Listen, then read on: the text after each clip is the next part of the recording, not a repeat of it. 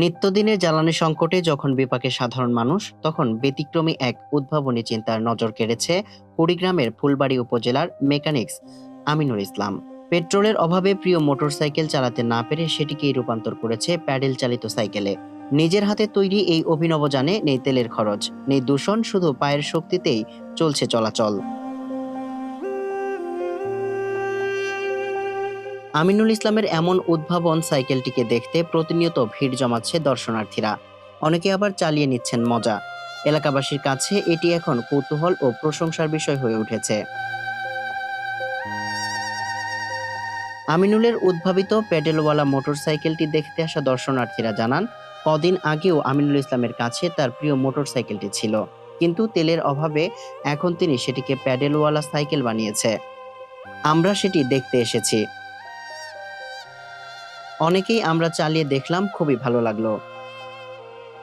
Mechanics Aminul জানান, তিনি মেকানিক্সের কাজ করেন। সম্প্রতি তেলের সংকটে গাড়ি নিয়ে সারাদিন তেলের লাইনে থেকে তেল নিতে হতো।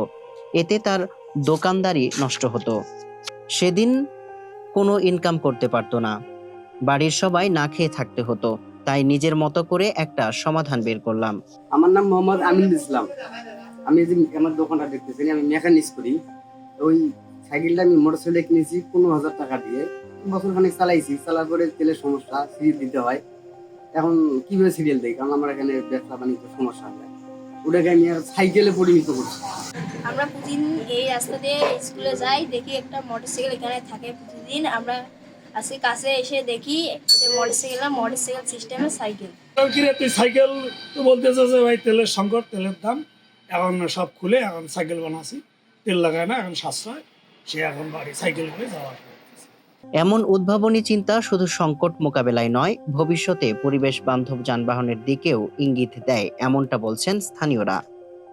কুড়িগ্রাম জেলার ফুলবাড়ী থেকে জাহাঙ্গীর আলমের পাঠানো তথ্যচিত্রে মানবকণ্ঠ ডেস্ক।